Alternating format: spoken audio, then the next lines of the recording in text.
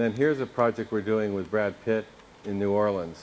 We started with these pink houses in fabrics and put them in the lower Ninth Ward where everybody lost their houses, and we decided to go back and help, but we wanted to help lift the houses up out of harm's way. And so we've hired 13 architects from around the world. The project's called Make It Right, and we've developed financial models that allow these poor people to get access to affordable housing. We've developed the financial models for them as well as the house designs, and they get to choose the house types they want and locate them on their property. So we're bringing people home. This is people coming home to their property, but we're lifting them up off the ground 2.5 meters roughly to get them out of harm's way. And we're exploring different kinds of construction, modular construction, stick building, panelized systems, and so on. This is Kieran Timberlake, is the architecture firm. This is Graft from Berlin. We've just heard Frank Gehry wants to do a house with us, which we're really excited about. This is Billis from New Orleans, Concordia from New Orleans. Now, those houses are all being done as cradle to cradle as possible, so we're exploring all the materials and trying to get as many cradle to cradle materials in them as we can.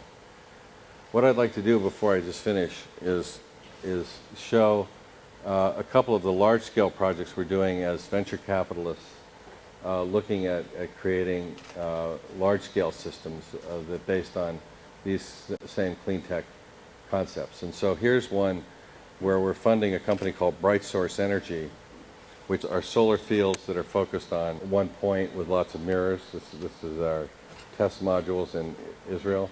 We've got a contract now for 900 megawatts of solar power production in California.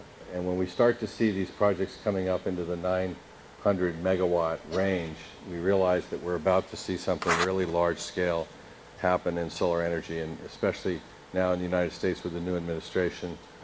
What did you think of our election recently, by the way? Don't you think? We're pretty excited right now because President-elect Obama very clearly saw that right now the United States is borrowing $700 billion a year from China to give to oil-producing countries to get a product that we then burn and cause climate change. I mean, this is a bad design, if you think about it. It's not something we can perpetuate economically, and we certainly can't perpetuate it ecologically, and it's not very fair to future generations to burden them with this debt of all kinds. And so the idea that we would actually produce billions of dollars worth of energy in our own country, working with local job creation and local resources is clearly on the new agenda for the new administration. So we're very excited about that going to scale. Another project I'd like to mention that we're funding is a project called Better Place in Israel, which you may have heard about, where a young entrepreneur named Shai Agassi has put together a system which is quite astonishing. He's trying to get Israel off of oil. And the way he's going about it is the Israeli government is going to put a tax on the cars of 25,000 or something like that on gasoline-powered cars. And on electric cars, it'll be zero. So that'll help give an incentive to people to move toward electric cars. He's negotiated with Renault Nissan to make the cars in Israel and Jordan so that the cars will be produced there and give the jobs. The batteries will be owned by the program, not by the customer, so that the batteries can be changed in a battery changing station. You pull in like a car wash, and the battery comes up out of the ground, and the old battery is taken out, the new battery is put in, and off you go. But also, we're developing infrastructure throughout Israel so that your car will know where the parking spaces are that have charging stations, and you can reserve them in advance on your way there. So if you were coming here this morning, you would punch into your car, the coordinates of where you're going. It would tell you where your parking space was and be waiting for you, and you'd have charging at that station. So Israel has committed to do this, and Denmark has just agreed to do it as well. Denmark is now 30% renewably powered and would like to go all the way. So we're very excited about seeing projects like this happening around the world. So let me just finish with China and why China. China will house hundreds of millions of people in the next 10 years. And we were asked to design the horizontal plan, the master plan of the ground plane for the city in the south, Luzhou, for over 1 million people. And after doing the ground plan and having it been approved, we decided to take a look at the site of monoculture, which was sugarcane, and try to imagine what a city would be like if it was a cradle-to-cradle city, and look for the technologies and the systems and the economics of a cradle-to-cradle waste equals food city. It turns out that a city can produce, through its sewage, about 20% of its cooking needs for gas. We can look at the fertilizer that can be produced by the system of waste handling, which can be quite astonishing.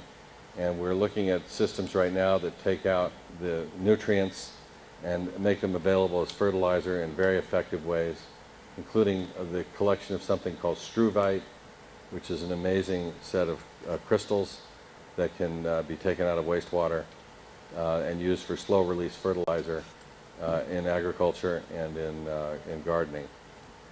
We're realizing that cities can have much greater biodiversity than countryside. When you saw that sugarcane monoculture, you realize that a city, with all of its gardens and its parks and its potential for growing food, is actually much more diverse than agriculture monoculture. And so we've also looked at what it would take to solar power a city, both using direct solar income and the bioregion to support that city, and how big an area it would be required to feed the city. But I think that the idea that got the most attention was when we proposed that we lift all the soils up onto the roofs of the city. So think of Barcelona with farms on the roof of the city. Imagine something like that. These are showing pot gardening on the roofs of a city. And if this looks crazy, last week somebody sent me a picture from China with a note that it is possible, and here it is. This gentleman decided last year to plant a rice crop on his terrace, and there it is. That's a rice harvest going on his terrace this last year. So let me conclude. What is our intention as a species? This is a major design question. It's not a stylistic question. It's not a small question of detail. It's a large question of human intention. And it needs to be led by design.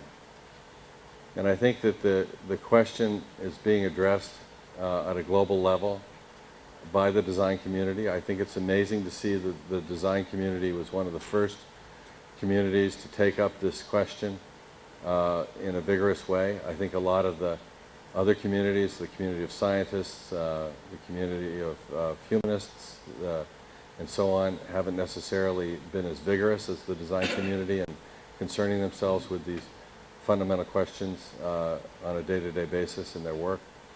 And so it's really important to see leadership coming from the design community. In order for us to lead, we need a clear goal.